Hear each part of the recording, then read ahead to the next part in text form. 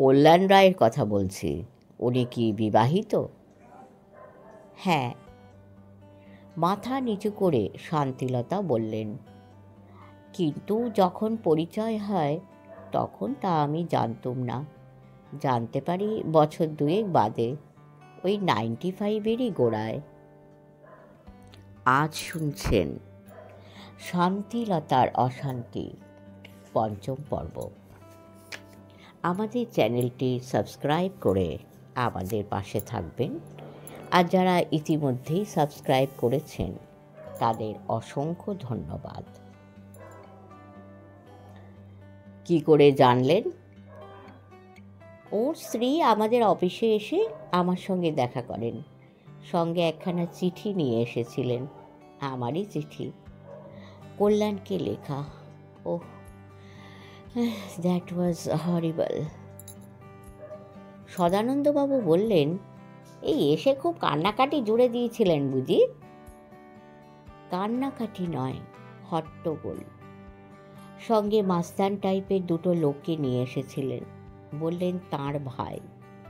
তারা তো আস্তিন গুটিয়ে আমাকে এই মারে তো সেই মারে। চিৎকার চেঁচামেচি শুনে লোকজন ছুটে এলো। তাদের সামনেই তিনি আমাকে চার্জ করে বললেন যে তার সংসারটা আমি ভেঙে দিতে চাইছি। তারপরেই আপনি কল্যাণের সঙ্গে আপনার সম্পর্ক শেষ করে দেন। চিঠি লেখালেখিরও সেইখানেই ইতি, কেমন? হ্যাঁ।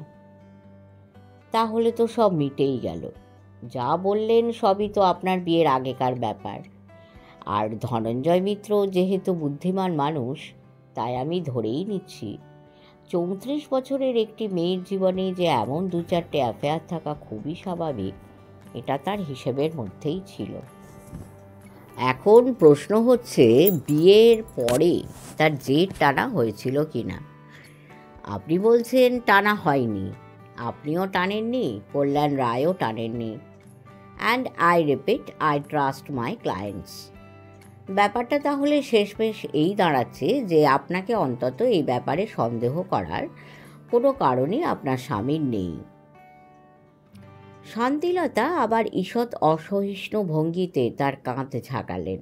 বললেন, আপনার কথা বিশ্বাস করতে পারলে আমি খুশি হতো, কিন্তু বিশ্বাস করতে পারছি কোথায়? মিস্টার ভাদুড়ি, সন্দেহ যদি তিনি নাই করবেন তো আজও আমার পিছনে তিনি লোক লাগিয়ে রেখেছেন কেন?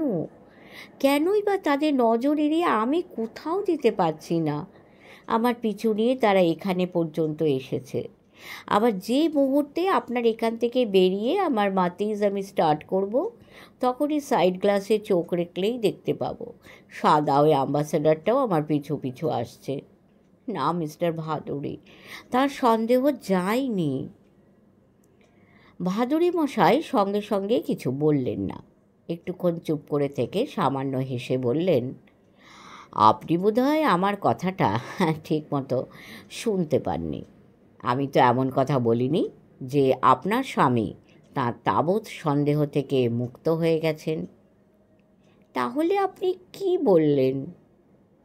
বললুম যে আপনাকে অন্তত এই ব্যাপারে সন্দেহ করার কোনো কারণই তার নেই। আপনি বোধহয় এই ব্যাপারে কথাটা শুনতে পাননি। তার মানে? এই ব্যাপারে আই মিন, যুগল কিংবা কল্যাণ কিংবা অন্য কোনো পুরুষকে নিয়ে সন্দেহ না করলেও অন্য কোনো ব্যাপারে তার সন্দেহ এখনও রয়েছে? হ্যাঁ, আমার তো সেরকমই মনে হয়। কিন্তু সেটা কি হতে পারে? টাকা পয়সা, গয়নাগাটি, জমি জমা, নাকি প্রপার্টি?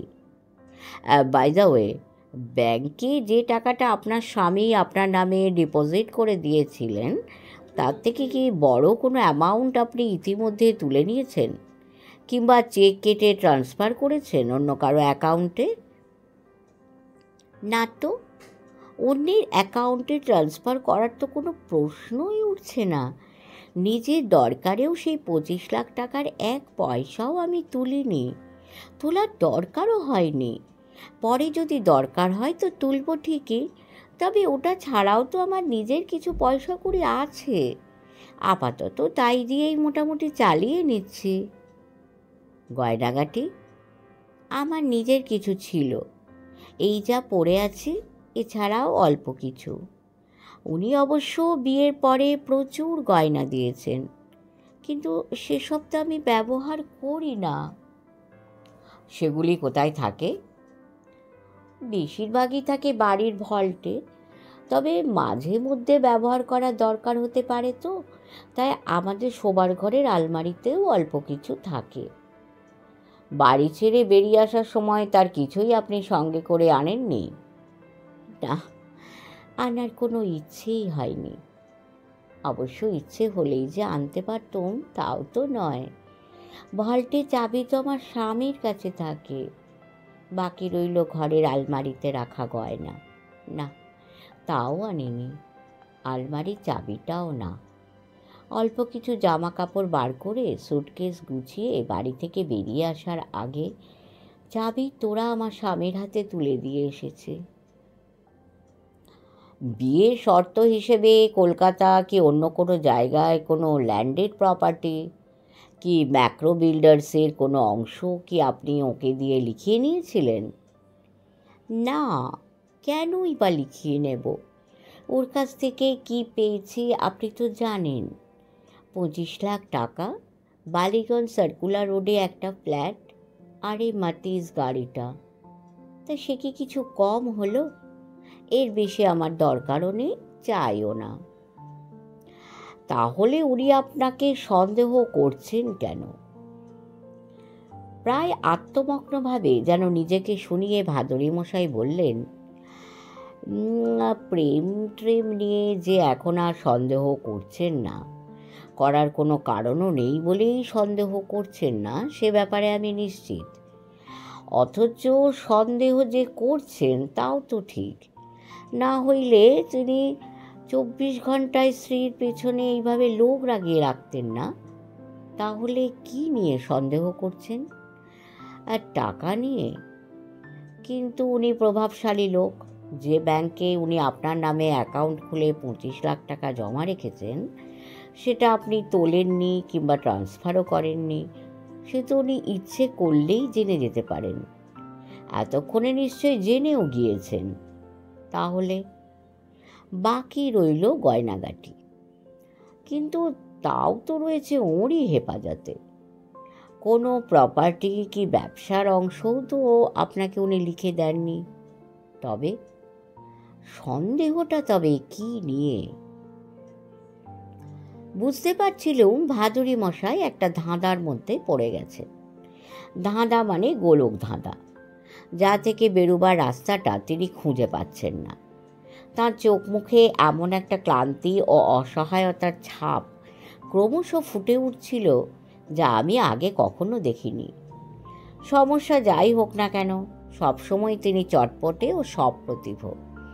অঙ্ক যতই জটিল হোক, তার মর্মমূলে পৌঁছতে তো এত সময় তিনি নেন না।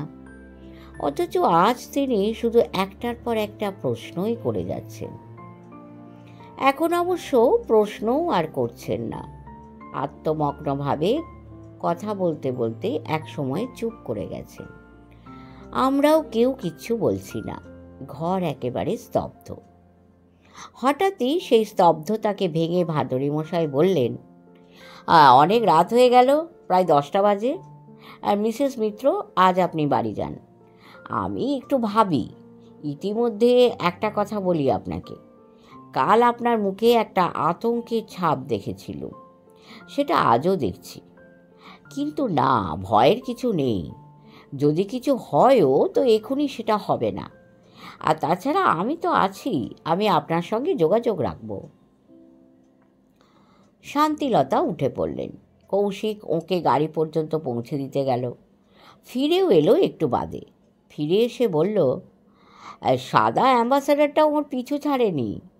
আমাদের গাড়িটাও অবশ্য সঙ্গে সঙ্গে লেগে আছে। দুটো লোক এখন কোথায় আছে, কি করছে জানা দরকার, যুগল চৌধুরী আর কল্যাণ রায়। কাল সকালেই কাজে লেগে যা কৌশিক। ওদের ঠিকানা কোথায় পাবো? যুগল পারফর্মিং আর্টিস্ট, ভায়োলিন বাজায়। তার এখনকার ঠিকানা রেডিও কিংবা টিভিতে পাবি। আর কল্যাণীর ঠিকানা পাবি ট্রাভেল স্টারে। কল্যাণ তাদের পুরনো ক্লায়েন্ট। আমার ঘুম সাধারণত সকাল 7টায় ভাঙে, কিন্তু কাল রাতে ঘুমোতে বেশ দেরি হয়ে গিয়েছিল বলে আজ বিছানা ছেড়ে উঠতে কিছুটা দেরি হয়ে যায়। তাও হয়তো উঠতুম না যদি না বাসন্তী এসে চেঁচামেচি জুড়ে দিত। বিছানা থেকেই বললুম, কি হয়েছে, এত হল্লা কিসের? হল্লা হবে না, 7:30 বাজে, তাও তোমার ওঠার নাম নেই। ওদিকে বোস মশাই সে 7টা থেকে তোমার জন্য হা পিত্তিস করে বসে আছেন। ওঠো ওঠো। বোস মশাই মানে সদানন্দ বসু। তিনি আবার 7 সকালে কি কাজে এলেন? তাড়াতাড়ি মুখে চোখে জল দিয়ে বসার ঘরে ঢুকে দেখলুম সদানন্দবাবু নিবিষ্ট মনে কাগজ পড়ছেন। বললুম, কি খবর, এত মন দিয়ে কি পড়ছেন? শেয়ার বাজারে কি আবার ধস নামলো নাকি? হ্যাঁ, দূর মশাই, আজ তো সোমবার, কাল শেয়ার বাজার বন্ধ ছিল, আজ তার খবর থাকবে কোত্থেকে? তাহলে তার মানে আপনি এখনো কাগজ পড়েননি? নিন, 3-এর পাতায় যে খবরটা আমি দাগ দিয়ে রেখেছি সেটা একবার পড়ুন দেখি, পিলে চমকে যাবে মশাই। দীর্ঘকাল খবরের কাগজে কাজ করছি, স্নায়ুগুলি সম্ভবত সেই কারণেই একটু একটু করে ভোঁতা হয়ে গেছে। ভূমিকম্প থেকে গণহত্যা কোনো খবরেই আজকাল আর পিলে চমকে যায় না।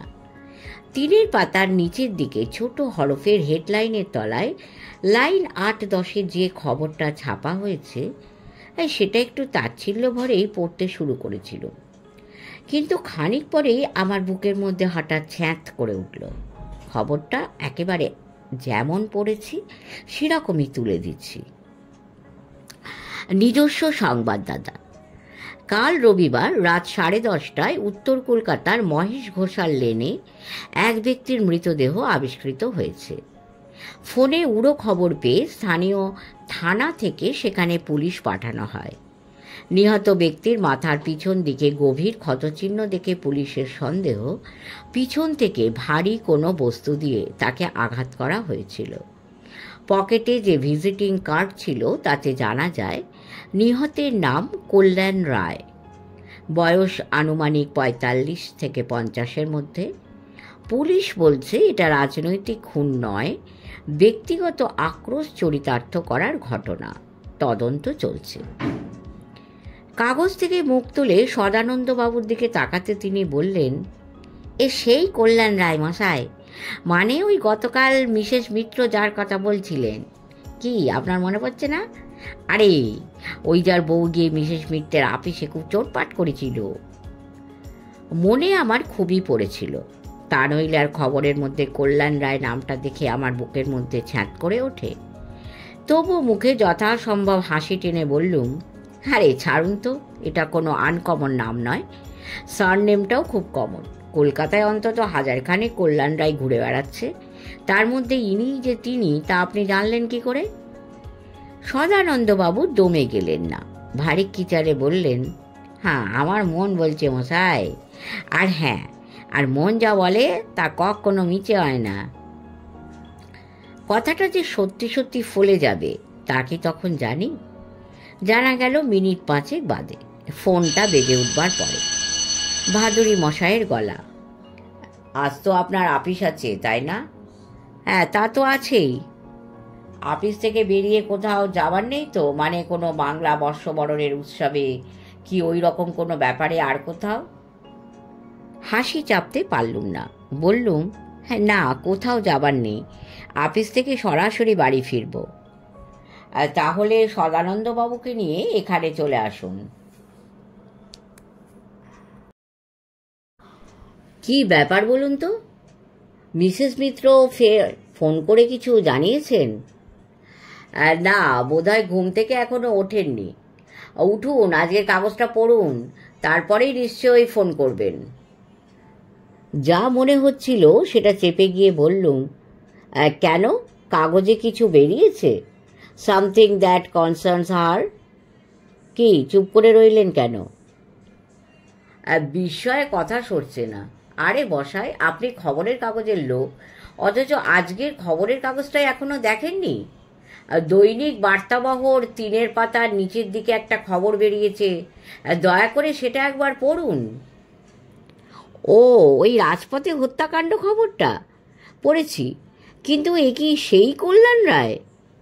অফকোর্স, সেই লালবাজারের শোভনকে তার বাড়িতে ফোন করেছিলুম। সে হেডকোয়ার্টার্সে গিয়ে ডিটেলস জোগাড় করে বিকেলে এখানে আসবে।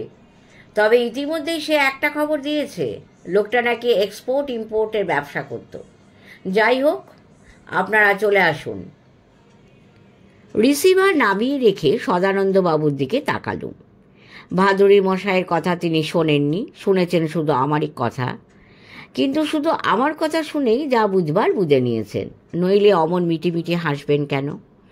হাসি দেখি গা জ্বলে গেল। যথাসম্ভব গম্ভীরভাবে বললুম, হ্যাঁ, আপনার কথাই ঠিক, এ সেই কল্যাণ রায়ই বটে। হ্যাঁ, হতেই হবে, আমার মন কখনো মিচে কথা খায় না, বুঝলেন? সেটা যে পুরোপুরি একটা অন্তঃশ্বাস শূন্য আত্মম্ভরিতার ব্যাপার, তাই বা বলি কি করে? ডিটেকশন ওয়ার্ক তো ছেলে খেলা নয়, সেটা একটা জটিল অঙ্ক। ধাপে ধাপে নির্ভুল কোষে তার উত্তরে পৌঁছতে হয়। সে অঙ্ক যেমন আমার মাথায় ঢোকে না, তেমনি সদানন্দবাবুর মাথাতেও ঢোকে না। অথচ মাঝে মাঝেই তিনি ভারী কি চালে, আমার মন বলছে মশাই বলে যেসব বচন ঝাড়েন, তার অনেকগুলি দেখেছি মিলেও যায়। ভারী কি চালটা বজায় রেখেই সদানন্দবাবু বললেন, হ্যাঁ, তাই ব্যাপারে ভাদুরী মশাই এখন কি করবেন বলে মনে হয়? ফোনটা তো যদ্দূর বুঝেছি তিনিই করেছিলেন, কিছু বললেন? হ্যাঁ, বিকেলে ওর ওখানে লালবাজারের শোভন চৌধুরী আসছেন, আমাকে যেতে বললেন। আমাকে যেতে বলেননি? হ্যাঁ, বলেছেন। তা আপনি যাবেন কিভাবে? একাই এখান থেকে যাবেন, না অফিস থেকে ফিরতি পথে আমি আপনাকে তুলে নেব? একা যে যেতে পারি না তা নয়, তবে আপনি যদি তুলে নিয়ে যান তো আমার ট্যাক্সি ভাড়াটা বেঁচে যায়। ঠিক আছে, আমিই তুলে নেব। তাহলে ওই কথাই রইল, 5টা নাগাদ আমি তৈরি হয়েই থাকবো। ঘরের কোণ থেকে তার মাথায় লোহার বল বসানো লাঠিখানাকে তুলে নিয়ে সদানন্দবাবু সিঁড়ির দিকে পা বাড়ালেন। আপিসে আজ খুব একটা কাজের চাপ ছিল না। গোটা 2 লেখা দেখে দেবার ছিল, সেই সঙ্গে জবাব লেখার ছিল খানতিনেক জরুরি চিঠি। সেসব কাজ সেরে সহকর্মীদের সঙ্গে খানিকক্ষণ গল্পগুজব করে আপিস থেকে ফিরতি পথে সদানন্দবাবুকে তুলে নিয়ে যখন কাঁকুরগাছিতে পৌঁছলুম, ঘড়িতে তখন ঠিক 5:30। দরজা খুলে দিল মালতী। আমাদের দেখে বলল, আসুন আসুন, ওরা এসে গেছেন। বললুম, ওরা মানে? মানে শোভন চৌধুরী আর মিসেস মিত্র। কৌশিকও একটু আগে ফিরেছে। এই পর্যন্ত বলে মালতী একটু হেসে গলার স্বর অনেকখানি নামিয়ে বলল, আপনাদের এবারকার ক্লায়েন্টটি একটু গোলমেলে কিরণদা, সাবধানে পা ফেলবেন। হাসিটা সুবিধের ঠেকল না। আমরা ড্রয়িং রুমে ঢুকে 2টো চেয়ার টেনে বসে পড়লুম। সকলের মুখ দেখলুম গম্ভীর। শান্তিলতার পরনে আজ আর সালোয়ার কামিজ না, তিনি ফের সেই আগের দিনের মতো শাড়ি ব্লাউজে ফিরে গেছেন। আমাদের দেখে সামান্য হাসলেন, তবে হাসিটা মনে হলো চেষ্টাকৃত। ভঙ্গি আড়ষ্ট, চোখ লাল। কাঁদছিলেন কিনা বুঝলুম না। ভাদুরী মশাই বললেন, আপনারা এসে গেছেন, ভালোই হলো। আর কৌশিক কিছু বলেনি, তবে শোভনের কাছে কিছু কিছু খবর পেয়েছি। আপনারাও সব শুনবেন। শোভনের কাজে তাড়া আছে, ও বেশিক্ষণ বসতে পারবে না, তাই ওর কথাটাই আগে শুনুন। ওহে শোভন, তুমি এই কল্যাণ রায় সম্পর্কে এখনো পর্যন্ত যেটুকু যা জানতে পেরেছ তা তো আমরা শুনলুম। এখন সেটাই সংক্ষেপে এদের বলো তো। শোভন চৌধুরী বললেন, আমি বলতে গেলে অনেক সময় লেগে যাবে, তার চেয়ে বরং আপনি প্রশ্ন করুন, আমি উত্তর দিয়ে যাচ্ছি। আর ঠিক আছে, তবে আমি প্রশ্ন করলে সেটা জেরার মতো শোনাবে কিন্তু।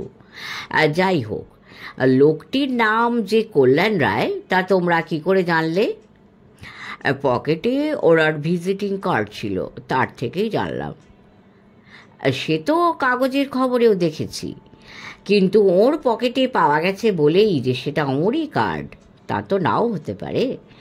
অন্য কারো ভিজিটিং কার্ডও কি আমাদের পকেটে অনেক সময় থেকে যায় না? এক্ষুনি যদি তুমি আমার পকেট সার্চ করো তো খুব সম্ভবত মিসেস মিত্রর একটা ভিজিটিং কার্ড সেখানে পেয়ে যাবে। তার মানে কি আমি মিসেস মিত্র?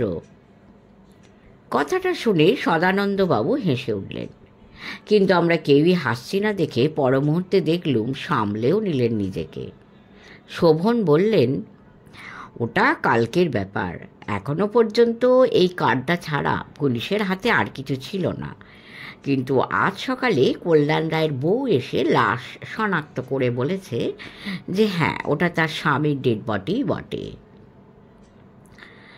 নিহত ব্যক্তির পকেটে এই ভিজিটিং কার্ডখানা ছাড়া আর কি কি পাওয়া গেছে বলো?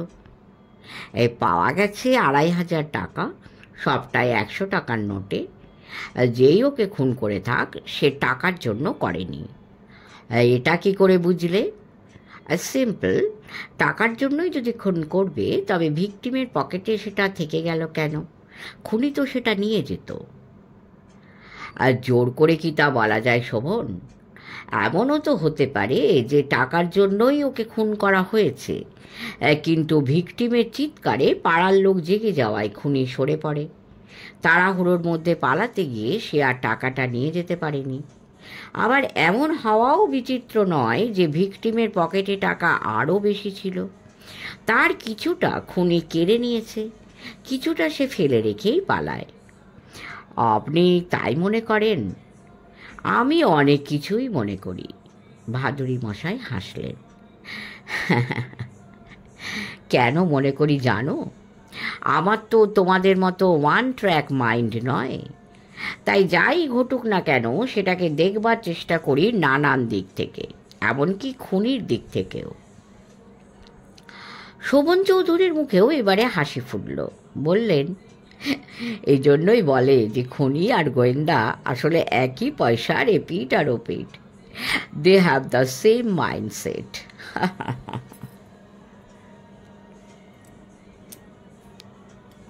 কথাটা একেবারে মিথ্যে নয়। যাই হোক, সকালে যখন তোমাকে ফোন করি তখন তুমি বললে যে লোকটা এক্সপোর্ট ইম্পোর্টের ব্যবসা করত। এটা তুমি কোত্থেকে জানলে? আর লোকাল থানা থেকে জানালো, বলল যে ভিজিটিং কার্ডে নামের তলায় পরিচয় লেখা ছিল representative global marketing agency exporters and importers. আর খুনটা ঠিক কখন হয়েছে জানা গেল? আর পুলিশের ডাক্তারকে তখনই পাওয়া যায়নি। ডাক্তার আসেন রাত 12:30টায়। তিনি বলেছেন মৃত্যু হয়েছে রাত 8টা থেকে 10টার মধ্যে। শুনে ভাদুরী মশাই চকিতে একবার শান্তিলতার দিকে তাকালেন, সামান্য হাসলেন। তারপর শোভনকে বললেন, তোমার তাড়া আছে বলছিলে, আজ আর তাই তোমাকে আটকে রাখছি না, তবে তোমার সঙ্গে আমি যোগাযোগ রাখব। শোভন চৌধুরী তার সোফা থেকে উঠে বললেন, একটা কথা বুঝতে পারছি না, এই মার্ডারটার ব্যাপারে আপনার কৌতূহলের কারণ আমি আন্দাজ করতে পারি। সম্ভবত আপনার কোনো ক্লায়েন্টের স্বার্থ আপনি দেখছেন, যদিও তা নিয়ে আপনি অন্তত এখনো পর্যন্ত আমাকে কিছু জানাননি, আর আমিও কিছু জানতে চাইনি। কিন্তু একটা কথা শুনে আমার একটু অবাক লাগছে, এর মধ্যে আবার একটা উটকো লোক এসে নাক গলালো কেন? ও গলিয়েছে বুঝি? হ্যাঁ, থানার ওসির কাছে শুনলাম। সে বলল আজ দুপুরে একটা লোক মহেশ ঘোষাল লেনে এসে পুলিশের লোক বলে নিজের পরিচয় দিয়ে পাড়ার লোকেদের নানান কথা জিজ্ঞেস করছিল। কল্যাণ রায়ের বাড়িতে গিয়ে তার বউয়ের সঙ্গেও দেখা করে এসেছে। অথচ ওসি বলছে থানা থেকে আজ দুপুরে সে কাউকে পাঠায়নি। এক্সট্রিমলি ফিসি ব্যাপার। আপনার কি মনে হয় কে হতে পারে লোকটা? হয়তো কল্যাণ রায়ের অফিসেরই লোক, কাগজে খবর দেখে খোঁজ করতে এসেছিল। তাই হবে হয়তো। শোভন আর দাঁড়ালেন না, চিন্তিত মুখে বিদায় নিলেন। কৌশিক ওকে লিফটে তুলে দিয়ে ফিরে এসে বলল, উটকো লোকটা কে সেটা বুঝতে পেরেছ মামাবাবু? তা কেন বুঝবো না? তুই মহেশ ঘোষাল লেনে গিয়েছিলি, কিন্তু সেটা তো পরের কথা। যা যা হয়েছে প্রথম থেকে বলে যা। প্রথমে যাই ট্রাভেল স্টারে, সেখান থেকে কল্যাণ রায়ের ঠিকানা জোগাড় করি। ভদ্রলোক মহেশ ঘোষাল লেনে খুন হয়েছেন বটে, কিন্তু ওখানে ওর বাড়ি নয়। বাড়ি 13/3A Mahesh Ghoshal second by লেনে, সেটা ওই মহেশ ঘোষাল লেন থেকেই বেরিয়েছে। শান্তিলতা এতক্ষণ একটাও কথা বলেননি। এবারে বললেন, কিন্তু কল্যাণ তো থাকতো দক্ষিণ কলকাতায়। যতদূর মনে পড়ছে রাস্তাটার নাম ছিল আশরাফ আলী রোড। আর নাম্বার? হ্যাঁ, মনে পড়েছে, 43। মাস দুয়েক আগেই উনি আশরাফ আলী রোডের বাড়ি ছেড়ে উঠে আসেন। এটা ওই ট্রাভেল স্টারেরই, ওদের কাছেই শুনলাম। ওরা ওদের খাতা খুলে আমাকে দেখালেন যে পুরনো ঠিকানা কেটে সেখানে ওই মহেশ ঘোষাল সেকেন্ড বাই লেনের ঠিকানা লেখা রয়েছে। শান্তিলতার দিকে তাকিয়ে ভাদুরী মশাই বললেন, থিয়েটার রোডের বাড়ি ছেড়ে বেরিয়ে আসার পর যুগলের সঙ্গে আপনার যোগাযোগ হয়েছিল, আপনি নিজেই বলেছেন। তখনই তার কাছে আপনি জানতে পারেন যে বিয়ের পর তাকে যে দুখানা চিঠি আপনি লিখেছিলেন তার একখানাও সে পায়নি। তা যোগাযোগটা কিভাবে হয়েছিল? আপনি কি দেখা করেছিলেন তার সঙ্গে? না, তার শিবপুরের বাড়িতে ফোন করি। নিজের বাড়ি নয়, ওখানে এক চীনা ভদ্রলোকের বাড়িতে ও পেইং গেস্ট হিসাবে থাকতো। ওরাই জানালো যে যুগল আর এখন ওখানে থাকে না। ওরাও নতুন ঠিকানা দিতে পারেনি, শুধু একটা ফোন নাম্বার দেয়। সেই নাম্বারেই যুগলকে ফোন করি। তখনই জানতে পারি যে আমার চিঠিও পাইনি। ঠিকানা জানতে চেয়েছিল, তাতে বলল ঠিকানা দিয়ে কি হবে, এখন আর দেখা সাক্ষাৎ না হওয়াই ভালো, বিশেষ করে আমার স্বামী যখন সেটা চান না। তার মানে ফোনে যোগাযোগ হলেও যুগলের সঙ্গে আপনার ইদানিং, থিয়েটার রোডের বাড়ি থেকে আপনি বেরিয়ে আসার পরেও আর দেখা সাক্ষাৎ হয়নি? না। একেবারে হঠাৎই চোখ দুটো ভীষণ সরু হয়ে গেল ভাদুরী মশাই। তীব্র চাউনি, যে চাউনি দেখে মনে হয় সামনের মানুষটির একেবারে অন্তঃস্থল পর্যন্ত তিনি দেখতে চাইছেন। শান্তিলতার দিকে স্থির চোখে তিনি তাকিয়ে রইলেন।